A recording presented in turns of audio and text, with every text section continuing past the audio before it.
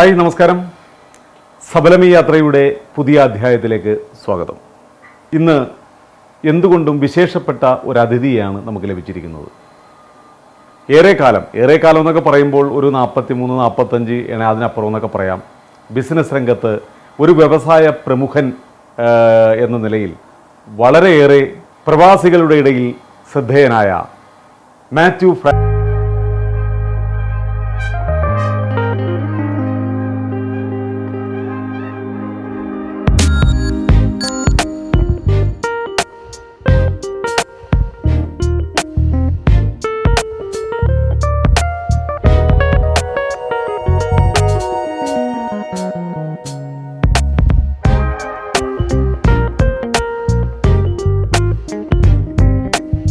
Francis Kattookkaran സ്വാഗതം. സാറിൻ്റെ അടുത്ത് വരുമ്പോൾ തന്നെ നമുക്കൊരു വലിയ പോസിറ്റീവ് എനർജിയാണ്. കാരണം കുറേ കാലം ഇത്ര ബിസിനസ് രംഗത്ത് ഇത്ര ശോഭിച്ചൊരു മനുഷ്യന്റെ അടുത്ത് നമ്മൾ ഇരിക്കുമ്പോൾ തന്നെ നമുക്കൊരു ഒരു സന്തോഷം, ഒരു എനർജി അത് സത്യം തന്നെയാണ്. എവിടെയാണ് തൃശ്ശൂർ സാറിന്റെ ശരിക്കുള്ള സ്ഥലം? ഞാൻ തൃശ്ശൂർ എന്ന് പറഞ്ഞാൽ കുറച്ച് തൃശ്ശൂരിൽ നിന്ന് പടിഞ്ഞാറ് പോകുന്ന വാടാനപ്പള്ളിക്ക് പോകുന്ന റോഡ്, അല്ലെങ്കിൽ ഗുരുവായൂർ പോകുന്ന റോഡ്, മണലൂരാണ് നമ്മുടെ മണ്ഡലം, വില്ലേജ് എല്ലാം. അസംബ്ലി പണ്ട് പാർലമെന്റും അതായിരുന്നു. അതെ അതെ, ജനനം അവിടെയാണ്. ഏതായാലും ആ പ്രിയപ്പെട്ട അച്ഛനും അമ്മയും ഒന്ന് കേൾക്കാൻ ആഗ്രഹം. അച്ഛന്റെ പേരെന്താണ്? അച്ഛന്റെ ഒഫീഷ്യൽ നെയിം ഫ്രാൻസിസ് എന്ന് പറയും. പക്ഷേ പൊറിഞ്ചു ആണ്. സാറിന്റെ അല്ലേ? മദറിന്റെ പേര് റോസ. ഫാദർ ടീച്ചറായിരുന്നു. ഒരു ടീച്ചറായിരുന്നു അവസാനം വരെ. അയാള് ബിസിനസ്സുകാരനല്ല. ഏത് ഈ പൊറിഞ്ചു അച്ഛൻ? അതെ, അച്ഛൻ. ഏത് സ്കൂളിലായിരുന്നു അധ്യാപകൻ? മണലൂർ സ്കൂളിലായിരുന്നു. പെൻഷൻ പറ്റുന്നത് മണലൂരിലാണ് പെൻഷൻ പറ്റിയത്. അച്ഛൻ. അപ്പൊ എത്ര മക്കളാണ്? ഞങ്ങള് 6 ആണും 2 പെണ്ണും. 6 ആണും 2 പെണ്ണും. അതില് 2 ആൺമക്കള് 2 പേര് മരിച്ചു. വയസ്സായിട്ട് മരിച്ചൊക്കെ. അതിൽ ഏറ്റവും താഴെയുള്ളതാണ് ഞാൻ. ആൺകുട്ടികളിൽ താഴെയുള്ളത്. എനിക്ക് തോന്നുന്നു 4-ാമൻ. അല്ല, ഞാൻ ആറാമനാണ്. വെറുതെ അല്ല. 6-ാമൻ 6 കാലിൽ വീഴുന്ന സാധാരണ 2 കാലാണ്. 6 കാലിൽ വീഴുന്നുള്ളതാണ്. എങ്ങനെയുണ്ട് പഠനകാലമൊക്കെ? വളരെ ആക്റ്റീവായിരുന്നു. വളരെ കളിയും ബഹളവും. പഠിക്കാനും നമ്പർ 1 ആയിരുന്നു. പഠിക്കാൻ. അത് തന്നെയല്ല, ഞങ്ങൾക്കുണ്ടായിരുന്ന ഒരു മെച്ചം ഈ സ്കൂൾ മാഷും കൃഷിയും കാരനായിട്ടൊരു ജീവിതം. അപ്പൊ അതില് ഞങ്ങളെല്ലാവരും ഒരു 4-5 വയസ്സിൽ തൊട്ട് തന്നെ പണിയെടുത്ത് പഠിച്ചു. എന്ത് പണി ചെയ്യാൻ തയ്യാറാ. ആരും ചെയ്യാത്ത ഏത് പണിയും എക്സ്പെർട്ടായിട്ട് ചെയ്യും.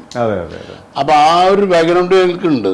അത് ജീവിതത്തിൽ മുഴുവൻ ഉപയോഗപ്പെട്ടു, പുലർത്താൻ പറ്റി. പിന്നെ മദറിന്റെ കാര്യം, മദർ ഒരു സ്പെഷ്യൽ ലേഡി ആയിരുന്നു. മദർ മരിച്ചപ്പോ കരഞ്ഞത് ഞങ്ങളല്ല, നാട്ടുകാരെ കരഞ്ഞത് മുഴുവൻ. അത്രയും ഒരു എല്ലാവർക്കും വേണ്ടപ്പെട്ട ഒരാളായിരുന്നു. അമ്മയുടെ പേരെന്താണ്? റോസ. അപ്പൊ അത് മദറിന്റെ ഗുണങ്ങള് ആണ്. അതാണ് ഞങ്ങളൊക്കെ കിട്ടിയ അഡ്വാൻറ്റേജ് എന്ന് വിചാരിക്കുന്നു. അയ്യോ, അതെ അതെ അതെ അതെ. അപ്പൊ ഞാനിപ്പോ ആലോചിച്ചു പോകണം, പൊറിഞ്ചു റോസമ്മയുടെ ഒക്കെ ആ ഒരു കാലം അല്ലേ? ഞാനിപ്പോ ആലോചിക്കാറുണ്ട്, ഈ ആരും ഉപദ്രവിക്കാത്ത ഒരാൾക്ക് ഈസ് എ സെയിന്റ് എന്ന് വേണം പറയാൻ. കാരണം ഞാനിപ്പോ ഒരുപാട് ചിലര് പ്രതിജ്ഞ എടുക്കും, നമ്മൾ കിഡ്നി കൊടുക്കാം, ലിവർ കൊടുക്കാം, ഒന്നും വേണ്ട, ഒരാളെ എന്റെ കൈ കൊണ്ട് ഞാൻ ഉപദ്രവിക്കില്ല എന്നൊന്ന് പ്രതിജ്ഞ എടുത്താൽ മതി. അപ്പൊ തീർന്നു, ലോകം നന്നായി. അല്ല, അച്ഛന്റെ ശിക്ഷണത്തിലായതുകൊണ്ടാണ് നിങ്ങൾക്ക് കുറച്ച് പഠനകാര്യത്തിലും എല്ലാത്തിലും ഒക്കെ പഠനകാര്യത്തിലും ഉണ്ട്, ഒരു ഗൈഡൻസ് ഉണ്ടല്ലോ. തീർച്ചയായിട്ടും ഉണ്ടാവും. പിന്നെ ഈ മദർ എന്ന് വെച്ചാൽ ഈ ചാരിറ്റി അങ്ങനെയുള്ള കാര്യങ്ങളിൽ മദർ വളരെ മുൻപന്തിയിലായിരുന്നു. വളരെ എല്ലാവരെയും സ്നേഹിക്കുന്ന ഒരു പ്രകൃതം. പറഞ്ഞല്ലോ, മരിച്ചപ്പോ ഏറ്റവും കൂടുതൽ കരഞ്ഞത് നാട്ടുകാരെ പറയുമ്പോ തന്നെ അറിയാലോ എന്തൊരു വാത്സല്യം ഒരുക്കും എന്നുള്ളത്. പിന്നെ സാറിന്റെ പിന്നീടുള്ള കോളേജ് ഞാൻ പഠിച്ചത് ഗവൺമെന്റ് എഞ്ചിനീയറിംഗ് കോളേജ് തൃശ്ശൂർ. ഞാൻ അവിടെ ചെയർമാനും എന്ന് പറഞ്ഞ പോലെ 2 കൊല്ലത്തോളം അവിടുത്തെ കോളേജിന്റെ എല്ലാമായിരുന്നു. തൂണിലും തുരുമ്പിലും ഈ പബ്ലിക് ആക്ടിവിറ്റീസ്, നാഷണൽ ആക്ടിവിറ്റീസ് ഒക്കെ വരുമല്ലോ അതില്. അതൊക്കെ വളരെ ഭംഗിയായിട്ട്. അല്ല, അപ്പൊ കുറെ കൂട്ടുകാരുണ്ടാവുമല്ലോ. അപ്പൊ കൂട്ടുകാരുണ്ട്, ഒരുപാടുണ്ട്, ലോകം മുഴുവൻ ഉണ്ടല്ലോ. അതെ അതെ. അല്ല, ഞാൻ ആ പഠിച്ചിരുന്ന കാലത്തെ കൂട്ടുകാരെ ഞാനിപ്പോ വെച്ചാല് ഞാൻ പഠിച്ചിരുന്ന കാലത്ത് ഉണ്ടായിരുന്ന എനിക്കൊരു പ്രത്യേകത, ഞാൻ രാഷ്ട്രീയം അതിനകത്ത് സമ്മതിക്കില്ല. രാഷ്ട്രീയം മതിലിന് പുറത്ത്. എനിക്ക് രാഷ്ട്രീയം പറയണം, യു ഗോ മതിലിന്റെ പുറത്ത്.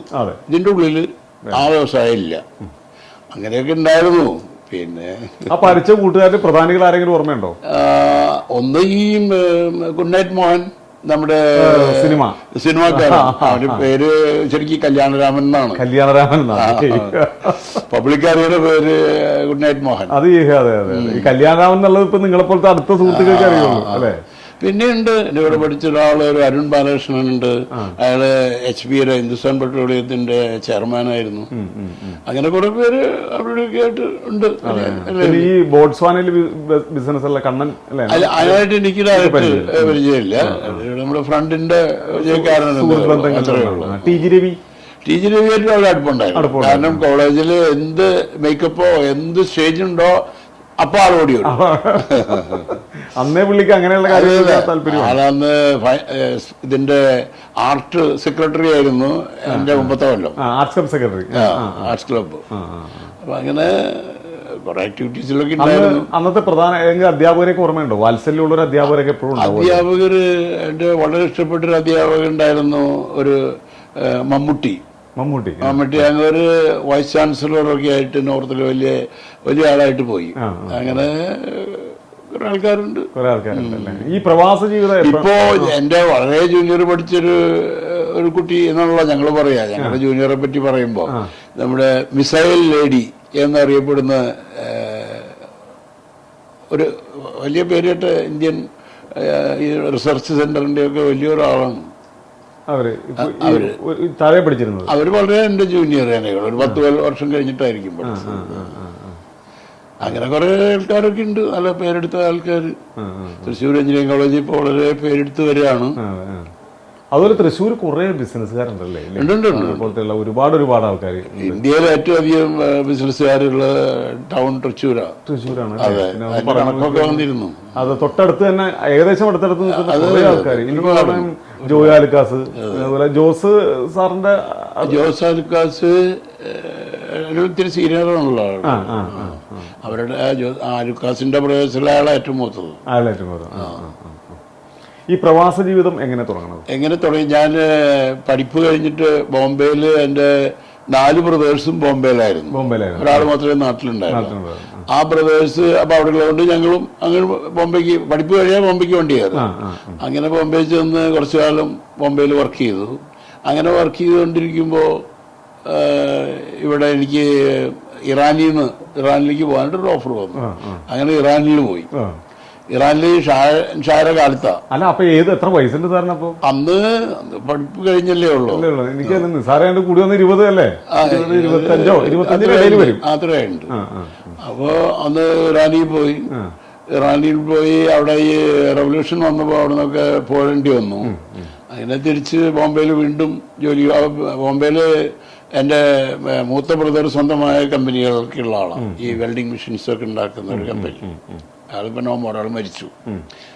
85 വയസ്സായിട്ടാണ് മരിച്ചത്. പിന്നെ രണ്ടാമത്തെ ബ്രദർ റെയിൽവേ ചീഫ് എഞ്ചിനീയർ ആയിരുന്നു. അപ്പൊ ആ ബോംബെ ആയിട്ട് പിന്നെ മറ്റു 2 ബ്രദേഴ്സും ബോംബെ തന്നെയായിരുന്നു. ഞങ്ങൾ 4 പേരും, ഞാനടക്കം 5 പേരും അവിടെയായിരുന്നു. പിന്നെ വീണ്ടും ബോംബെയിൽ ജോലി തുടങ്ങി. അവിടെ നിന്ന് ഇതുപോലെ ഖത്തറിലേക്ക് ഒരാൾ ഓഫർ വന്നു, വരണമെന്നും പറഞ്ഞു, എഞ്ചിനീയർ വേണമെന്നും പറഞ്ഞു വന്നു. അങ്ങനെ പിന്നെ ഇവിടെ തന്നെ. അത് ഓർമ്മയുണ്ട ഈ ഖത്തറിൽ വന്ന? അന്ന് ഖത്തറൊക്കെ വളരെ ചെറിയ സ്ഥലമല്ലേ, വലിയ ആക്ടിവിറ്റീസോ വലിയ ബിൽഡിങ്ങുകളോ ഒന്നുമില്ലല്ലോ. അല്ല, സാറ് വന്ന വർഷം ഓർമ്മയുണ്ടോ? വർഷം ഞാൻ 80 ലാസ്റ്റ്. അപ്പൊ ഇപ്പൊ ഏകദേശം എത്ര വർഷമായി? ഇപ്പൊ 42 കഴിഞ്ഞു. 42 വർഷമായിട്ടല്ലേ? അതൊക്കെ ഒരു ഭാഗ്യമാണ്. അതെ അതെ അതെ. വന്ന സമയത്ത് സാറിന്റെ ബിസിനസ് എന്തായിരുന്നു? വന്ന സമയത്ത് ഞാനൊരു കമ്പനിയിലേക്ക് വേണ്ടി വന്നതാ. ആ കമ്പനിയിലെ ഒരു ചെറിയ കമ്പനിയാണ്. അതിലെ എഞ്ചിനീയർ, അതിലത്തെ അന്ന് എഞ്ചിനീയറൊന്നുമില്ല, ഒക്കെ ഈ ഡിപ്ലോമക്കാരും ഇലക്ട്രീഷ്യന്മാരും അങ്ങനെയുള്ള ചെറിയ കമ്പനി. ആ കമ്പനിയിൽ അറബി എന്നെ വെച്ചു കംപ്ലീറ്റ് കാര്യങ്ങൾ കൈകാര്യം ചെയ്യാനും വലിയ ജോബുകൾ ഹാൻഡിൽ ചെയ്യാനും. അങ്ങനെ ഞാൻ അവിടെ കമ്പനിയിലായിരുന്നു. ഇന്നും ആ കമ്പനി വിസയിൽ തന്നെയാണ്. പക്ഷെ ഞാൻ ഒരു 10 വർഷം കഴിഞ്ഞപ്പോൾ ഞാൻ എൻ്റെതായ കമ്പനി തുടങ്ങി, എൻ്റെ സ്വന്തമായ കമ്പനി തുടങ്ങി. അങ്ങനെ ആ കമ്പനി തുടങ്ങി. ഇപ്പോൾ ഒരു 10-15 വർഷം മുമ്പ് മറ്റൊരു കമ്പനി തുടങ്ങി. അതാണ് ഈ പവർ എഞ്ചിനീയറിംഗ് സൊല്യൂഷൻ. ആദ്യം അൽക്കലീജ് എന്ന് പറഞ്ഞൊരു കമ്പനിയായിരുന്നു. അപ്പൊ ഈ 2 കമ്പനി ഇപ്പോഴും ഉണ്ട്. കൂടാതെ ഞാൻ ഇപ്പോൾ റീസെന്റ് ഇപ്പോൾ ഒരു കുറച്ച് നാളായുള്ള ഒരു IRM എന്ന് പറഞ്ഞിട്ട്, IRM ഓഫ് ഷോർ സർവീസസ് എന്ന് പറഞ്ഞിട്ട് ഈ പ്ലാറ്റ്ഫോമിലൊക്കെയുള്ള എഞ്ചിനീയേഴ്സ് അവരൊക്കെ സപ്ലൈ ചെയ്യുന്ന ഒരു ഓർഗനൈസേഷനാണ് IRM. പിന്നെ മാഗ്നസ് എന്ന് പറഞ്ഞിട്ടൊരു കമ്പനിയുണ്ട്. അത് ഈ പെട്രോളിയം കമ്പനികൾക്ക് വേണ്ട മെറ്റീരിയൽ, ഓരോ സ്പെഷ്യലൈസ്ഡ് സാധനങ്ങൾ, ബിൽഡിംഗ് മെറ്റീരിയൽ ഒന്നുമല്ല, ഈ അങ്ങനെ സ്പെഷ്യലൈസ്ഡ് സാധനങ്ങൾ, എക്യുപ്മെന്റ്സ് വരുത്തി കൊടുക്കുന്ന അങ്ങനത്തെ ഒരു അങ്ങനെ ഇപ്പോൾ ഒരു മൊത്തത്തിലൊരു 4 കമ്പനി നമ്മുടെ കീഴിലുണ്ട് ഉണ്ട്. ഇപ്പൊ ഏറ്റവും കൂടുതൽ ഇപ്പൊ സാറ് ഈ ഫ്ലാറ്റുകൾ, മറ്റേ അപ്പാർട്ട്മെന്റ്സ്, ബിൽഡേഴ്സ് ഒക്കെ സാറും ഇങ്ങനെ എടുക്കുകയാണ് അതിന്റെ ഇവിടെ മെയിൻ കോൺട്രാക്ടറാണ് അത് ഒന്നിച്ചെടുക്കുക ബിൽഡിങ്. അപ്പൊ അതില് സിവില് ഒഴിച്ചുള്ള ഈ electrical, mechanical, AC, fire, CCTV അങ്ങനെയുള്ള വർക്കുകൾ അവരൊരു വേറെ കമ്പനി ഏൽപ്പിക്കും. അതാണ് ഞാൻ ചെയ്യുന്ന വർക്ക്. അതാണ് സാറിന്റെ കമ്പനി. അപ്പൊ അതങ്ങനെ ഇവിടെ പ്രസ്റ്റീജിയസ് ജോബ് ഞാൻ പലതും ചെയ്തിട്ടുണ്ട്. ഗവൺമെന്റിന്റെയാണ്. ഇവിടെ ഈ സൂക്ക് വക്കഫ് എന്ന് പറഞ്ഞിട്ട് ഒരു ഏരിയ ഉണ്ട്, സൂക്ക്. അതിന്റെ കംപ്ലീറ്റ് ജോബ് ഈ പറഞ്ഞ വർക്കുകളൊക്കെ ഞാനാ ചെയ്തത്. പക്രയിൽ ഒരു സൂക്ക് ഉണ്ട്. അങ്ങനെ പിന്നെ പാലസിന്റെ ചെറിയ 2-3 പാലസുകൾ ചെയ്തിട്ടുണ്ട്. അതൊക്കെ പിന്നെ ഇവിടുത്തെ വലിയ ലേബർ സിറ്റി ഉണ്ട്, അതിന്റെ മേജർ വർക്ക് ഞാനാ ചെയ്തത്. അങ്ങനെ കുറെ ഗവൺമെന്റ് ഇപ്പൊ അഷ്ഗാളിന്റെ ഒരു വർക്കാണ് ചെയ്യുന്നത്. ഒരു പഴയ ടൗൺ ആയിരുന്ന ഏരിയ റിനോവേറ്റ് ചെയ്ത് വലിയൊരു സംഭവമാക്കി മാറ്റാനുള്ള അതിപ്പോ നടന്നുകൊണ്ടിരിക്കുകയാണ്. ചുരുക്കി പറഞ്ഞ ഖത്തറിലെ ഈ വ്യവസായ പ്രമുഖരുടെ ഇടയിൽ സമുന്നതമായ സ്ഥാനമാണ് മാത്യു ഫ്രാൻസിസ്. അത് എനിക്ക് അറിഞ്ഞുകൂടാ. ഞാൻ എന്തായാലും വളരെ സുഖമായിട്ട് പോകുന്നു. ഞാൻ ആരെയും ഉപദ്രവിച്ചിട്ടില്ല. അല്ല, ഞങ്ങൾ മാസ്റ്റർ വിഷൻ വന്നിട്ട് ഞങ്ങൾ ഇങ്ങനെ ഒരു പഠനം നടത്തിയതിൽ ഇന്ന് ഈ ബിൽഡേഴ്സിന്റെ ഇടയിൽ ഇങ്ങനെയുള്ള ജോലികൾ ഏൽപ്പിച്ചു കൊടുക്കാൻ ഏറ്റവും വിശ്വസ്തൻ മാത്യു ഫ്രാൻസിസ് കാട്ടൂക്കാരൻ. അത് കഴിഞ്ഞിട്ടുള്ള വേറെ ആൾക്കാർ. അങ്ങനെയുടെ ഒരു സ്റ്റഡിയുടെ ഭാഗമാണ് ഞങ്ങൾ ഇവിടെ എത്തിച്ചത്, സാറിന്റെ ടേബിളിൽ എത്തിച്ചത്. അതെ, എങ്ങനെയുണ്ട് സർക്കാർ സാറേ? സർക്കാരിന് പറയുകയാണെങ്കിൽ വളരെ ഹെൽപ്ഫുള്ളാണ്. ഇപ്പൊ ഈ ഫുട്ബോള് ഒരു ഉദാഹരണമല്ലേ. ഫുട്ബോൾ ഇത്രയും ഭംഗിയായിട്ട് നടക്കുന്ന ലോകത്ത് ആരും കരുതിയിട്ടില്ല.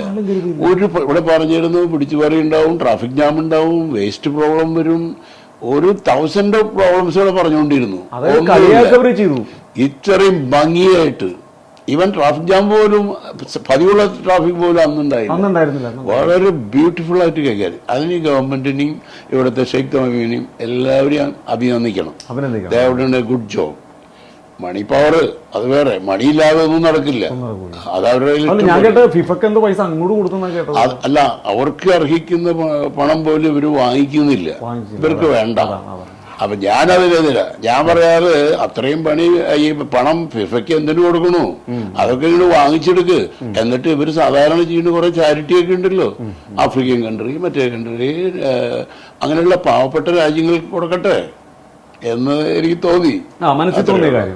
അപ്പൊ ഇറ്റ്സ് എ ഗുഡ് കൺട്രി. ഇപ്പൊ ഞാനൊരു കാര്യം പറയട്ടെ, നാട്ടിൽ കുട്ടികളെ പഠിക്കാൻ വിട്ടാൽ പിള്ളേർ നാശമാവുന്നതാണ് ഇപ്പോഴത്തെ ഒക്കെ റിപ്പോർട്ടുകൾ. ഇത്തരം കുട്ടികൾക്ക് പഠിക്കാൻ ഇത്രയും ദോഹ പോലെ പറ്റിയ ഒരു സ്ഥലം ഇല്ല. Not the point.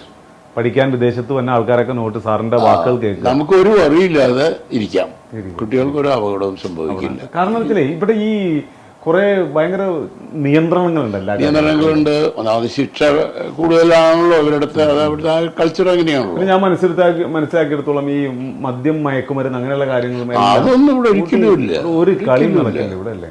ഇപ്പൊ തന്നെ ലോകകപ്പിന് തന്നെയല്ലേ മദ്യം വരെ നിരോധിച്ചില്ലേ.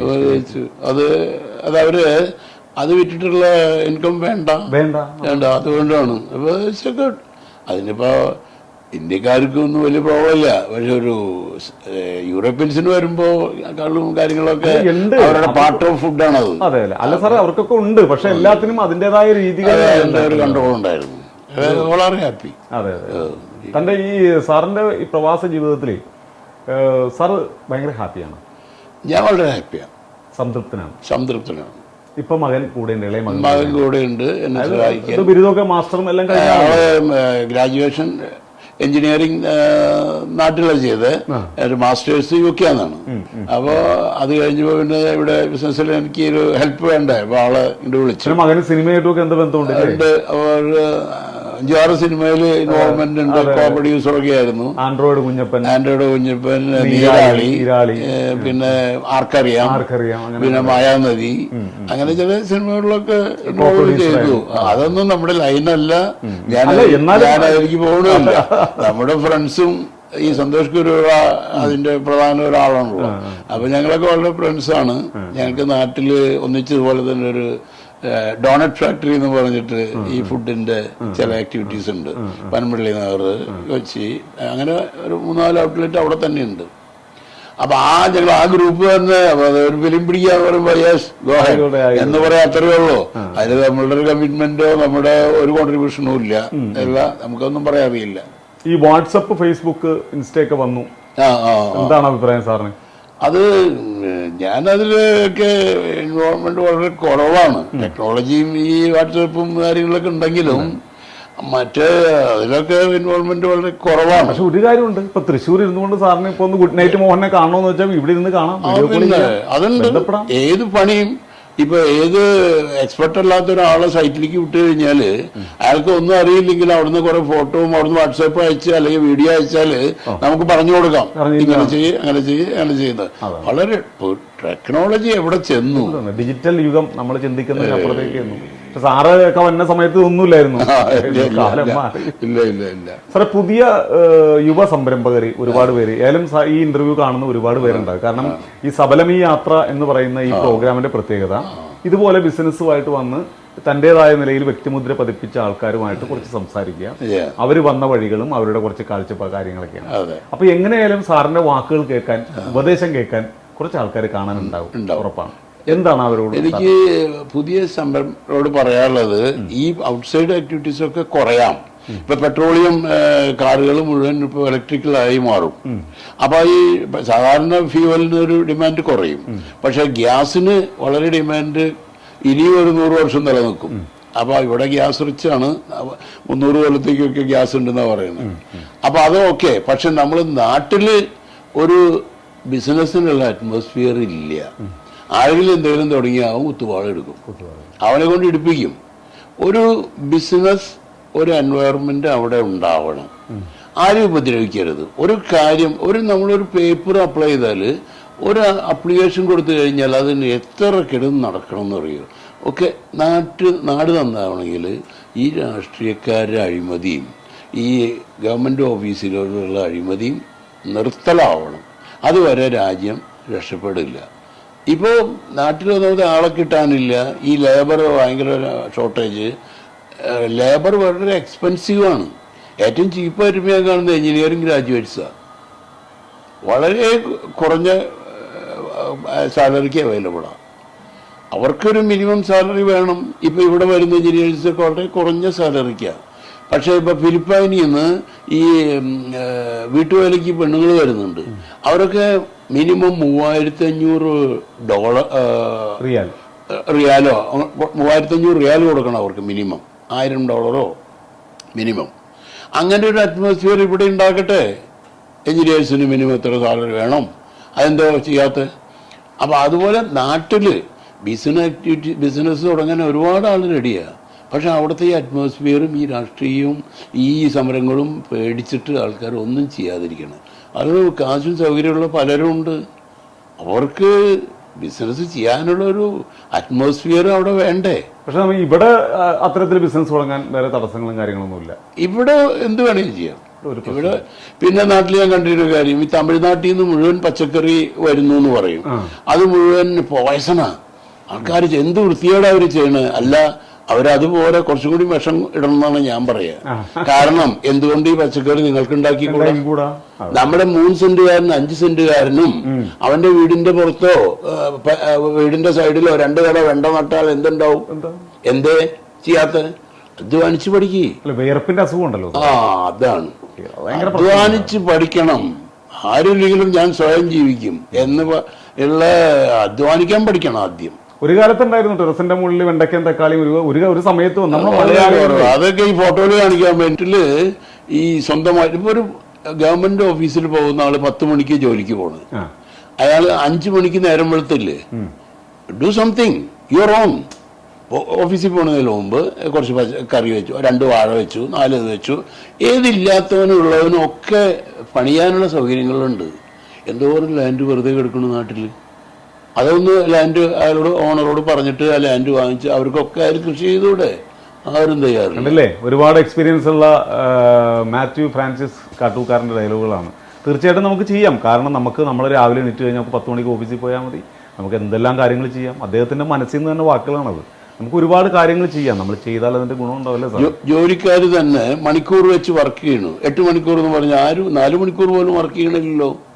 സായിപ്പ്മാർ വർക്ക് ചെയ്ത് യൂറോപ്പിൽ അവർ മണിക്കൂറിന് കാശ്. അവർ 60 മിനിറ്റ് 59 മിനിറ്റ് അല്ല 60 മിനിറ്റ് കഴിഞ്ഞിട്ടേ കാശ് മേടിക്കുള്ളൂ. സാർ ഇവിടെ ഈ വിദേശത്ത് സാർ വന്നതിന് ശേഷം സാറിന് ഇത്രയും കമ്പനികളൊക്കെ ഇപ്പൊ സാറിന് ഏകദേശം എത്ര സ്റ്റാഫ് ഉണ്ട്?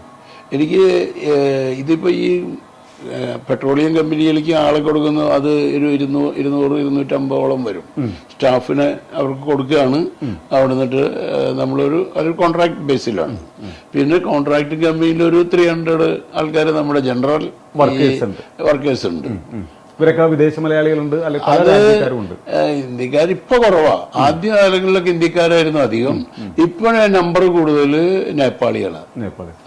എങ്ങനെയാണ് സാർ അവരൊക്കെ ഓക്കെയാണ്. ആദ്യം നേപ്പാളികളൊക്കെ വളരെ പാവങ്ങളും വളരെ വർക്ക് ചെയ്യാനും വളരെ കൈകാര്യം ചെയ്യാനും ഒക്കെ എളുപ്പമായിരുന്നു. ഇപ്പൊ അവരൊക്കെ ഈ കുറെ ഈ വന്ന് ഇവിടെ ഒരു എക്സ്പീരിയൻസ് ഒക്കെ ആയി വരുമ്പോ കുറെ ഡിസിപ്ലിൻ പോകും. ഒരു ബുദ്ധിമുട്ടിലേക്ക് നീങ്ങും അത്. അതുപോലെ ശ്രീലങ്കൻ ഒരുപാട് ആൾക്കാരുണ്ടായിരുന്നു. അപ്പൊ ശ്രീലങ്കൻ ആൾക്കാർക്ക് ഒരിത്തിരി ഡിസിപ്ലിൻ കുറവാണ്.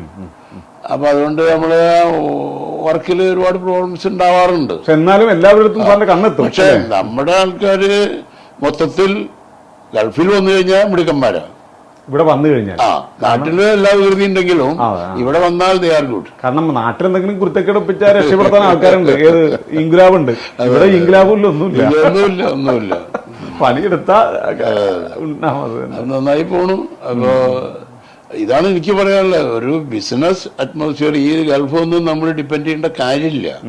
ഈ യൂറോപ്പിലൊക്കെ ഒരു ചെറിയ വീട് അവര് അല്ല ഇപ്പൊ അടുത്തൊരു 60 നില കെട്ടിടമുണ്ടെന്ന് കരുതിയോ, അവിടെ വെറും ഉഴുന്നുവടയോ ഇഡ്ഡലി ഉണ്ടാക്കി കൊടുത്താൽ പോരെ? നമ്മള് ഹസ്ബൻഡിനും വൈഫും ഇരുന്നിട്ട് ഈ ഇഡ്ഡലി ഇവിടെ ഉണ്ടാക്കണു, ഈ 60 ഫ്ലാറ്റിലേക്ക് ഫുഡ് കൊടുക്കണു. നമുക്ക് അതിന് വേറെ എന്ത് ഇൻകം വേണം? പക്ഷെ ഇതൊന്നും ചെയ്യാനൊക്കെ സമ്മതിക്കില്ല, ചെയ്യാൻ തയ്യാറുമില്ല. അപ്പോ ചെയ്യണവനെ കൊണ്ട് ജയിപ്പിക്കുകയില്ല. അത് പൂർത്തിയാവുള്ളൂ. സാറേ ഞാൻ ചോദിക്കട്ടെ, ഇനി സാറിന്റെ മനസ്സിൽ എന്തെങ്കിലും ഐഡിയാസ് ഉണ്ടോ? എക്സ്പീരിയൻസ് ഇത്രയും എക്സ്പീരിയൻസ് ആയി ഇനി എന്ത് ബിസിനസ് ചെയ്താൽ ഖത്തറിൽ അല്ലെങ്കിൽ വിദേശ രാജ്യത്ത് ഒന്നും കൂടി ഒരു അപ്ഡേറ്റ് എന്നൊക്കെ നിലയിൽ എന്തെങ്കിലും ഐഡിയ സാറിന്റെ മനസ്സിലുണ്ടോ? അതിപ്പോ അങ്ങനെ പ്രത്യേകിച്ചൊരു ബിസിനസ് തുടങ്ങാൻ എന്ന് പറയാൻ ഇപ്പോ എനിക്ക് അത്ര ഒരു എക്സ്പെർട്ടൈസ് ആയിട്ട് ഒരു ഒപ്പീനിയൻ കൊടുക്കാൻ ബുദ്ധിമുട്ട്. പണ്ട് ഞാനിവിടെ ഈ ഉള്ള എഞ്ചിനീയറിംഗ് ഓർഗനൈസേഷൻ എനിക്ക് കുറെ സോഷ്യൽ ആക്ടിവിറ്റീസ് ഉണ്ടായിരുന്നു. ഞാൻ ഈ എഞ്ചിനീയേഴ്സ് ഫോറം എന്ന് പറഞ്ഞിട്ട് മലയാളി എഞ്ചിനീയേഴ്സിന്റെ ഒരു സംഘടന, ഞാനാണ് അതിന്റെ ഫൗണ്ടർ ചെയർമാൻ. പിന്നെ ഇവിടുത്തെ ഇൻസ്റ്റിറ്റ്യൂഷൻ ഓഫ് എഞ്ചിനീയേഴ്സിന്റെ ഞാനായിരുന്നു ചെയർമാൻ. അപ്പൊ അങ്ങനെയുള്ള ഈ എഞ്ചിനീയറിംഗ് ആക്ടിവിറ്റീസ് കാര്യങ്ങളായിട്ട് ഞാൻ വളരെ അടുത്ത ബന്ധം ഉണ്ടായിരുന്നു. ഈ കോൺട്രാക്ടിങ് മാത്രമല്ല. പക്ഷെ അന്നൊക്കെ എന്നോട് പലരും ചോദിക്കാറുണ്ട്, കുട്ടികൾ 10-ലായി 11-ലായി, അപ്പൊ ഇവനെ ഞാൻ എന്തിനാ വിടണ്ടേ സാറേ എന്ന് പലരും അഭിപ്രായം. അന്നൊക്കെ പറയാൻ ഞാൻ വളരെ എനിക്ക് അവരെ അഡ്വൈസ് കൊടുക്കാൻ പറ്റിയ ഒരു അറ്റ്മോസ്ഫിയർ ഉണ്ടായിരുന്നു എൻ്റെ കയ്യിൽ. ഇപ്പൊ ഞാനതൊന്നും പറയാൻ ആയിരോണോ. ഇത് കറണ്ട് സിറ്റുവേഷൻ ഇന്നിപ്പോ IT-ക്ക് പോവായിരിക്കും നല്ലത്. അത് എന്താണ് പോകേണ്ടതെന്ന് കൃത്യമായി പറയാൻ എനിക്കും അറിയില്ല എന്നുള്ള മാതിരിയായി. അപ്പോ ആ ഒരു കറണ്ട് സിറ്റുവേഷൻ അത്ര ടച്ച് ഇല്ലല്ലോ. അത് കാണും. ആരെങ്കിലുമൊക്കെ സഹായിച്ചിട്ടുണ്ടോ? ഇപ്പോൾ സഹായങ്ങളൊക്കെ നാട്ടിൽ ഇഷ്ടംപോലെ നടക്കുന്നുണ്ട്. അതങ്ങനെ ഞാനൊരു റോസ ഫൗണ്ടേഷൻ എന്ന് പറഞ്ഞിട്ട് മദറിൻ്റെ പേരിലൊരു ഫൗണ്ടേഷൻ ഉണ്ട്. അപ്പോൾ ഈ കുട്ടികളെ പഠിപ്പിക്കൽ, എല്ലാ അസുഖമുള്ളവർക്ക് എന്തെങ്കിലും ഹെൽപ്പ് ചെയ്യൽ, അമ്മയുടെ പേരിലുള്ള അതൊക്കെ നടക്കുന്നുണ്ട്. അപ്പോൾ പിന്നെ നാട്ടിൽ ചില ആക്ടിവിറ്റീസൊക്കെ നടക്കുന്നുണ്ട്. ഒരു ഹോസ്പിറ്റലുണ്ട് എറണാകുളത്ത്, അത് ഓപ്പൺ ആയിട്ടില്ല. ഈ കോവിഡ് വന്ന സമയത്ത് എങ്ങനെയായിരുന്നു അനുഭവം? കോവിഡ് വന്ന സമയത്ത് മൊത്തത്തിൽ ബിസിനസ്സൊക്കെ ഡൗൺ ആയല്ലോ. ഒരു ഐസൊലേറ്റഡ് ലൈഫായല്ലോ. മറ്റു നമ്മൾ ഇവിടെയൊക്കെ സോഷ്യൽ ആക്ടിവിറ്റീസ് വളരെ ഗംഭീരമായി നടന്നിരുന്നതാണ്. അപ്പോൾ ഈ കോവിഡ് വന്നപ്പോൾ ആരും ഒരു വീട്ടിലും വിസിറ്റ് പോവില്ല, വീട്ടിലിരിക്കുകയായി. അപ്പോൾ ആ സോഷ്യൽ ആ കൾച്ചർ അതന്നെ മാറി. അല്ല, ഈ സ്റ്റാഫുകളൊക്കെ സാർ ആ സമയത്ത് സ്റ്റാഫൊക്കെ ഉണ്ടായിരുന്നു. സ്റ്റാഫ് കുറച്ച് ഒരു വീട്ടിൽ നാട്ടിൽ പോയി അത്രയൊക്കെ ഉള്ളൂ. സ്റ്റാഫൊക്കെ മെയിൻറ്റെയിൻ ചെയ്തു. ഇവിടെ അങ്ങനെ ക്ലോസ് ഡൗൺ ചെയ്യേണ്ട വന്നില്ല. അപ്പൊ അതൊക്കെ ഓക്കെയാണ്.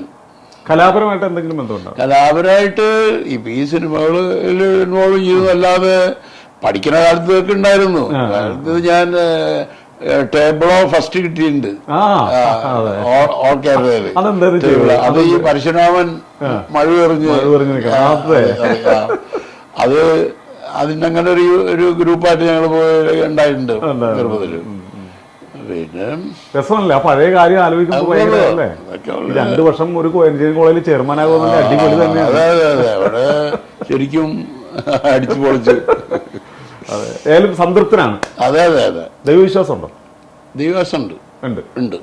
ഓക്കെ, ഏതായാലും വളരെ സന്തോഷം. അതെന്ന് വെച്ചാല് ഞാനിപ്പോ ഒന്നും ചോദിക്കാൻ എനിക്ക് താല്പര്യമില്ല അങ്ങ് ദൈവത്തിനോട്. കാരണം അങ്ങ് ഒരു ഇത്രയൊക്കെ തന്നല്ലോ. മറ്റുള്ളവർക്ക് എന്തോരം കഷ്ടതയും ഇതായിട്ട് കിടക്കുന്നവരുണ്ട്. അപ്പൊ അവർക്കും കൊടുക്കട്ടെ എന്നുള്ളതേ ഉള്ളൂ. നമ്മളെല്ലാം നമ്മളിങ്ങനെ മേടിച്ച് വെക്കണോ?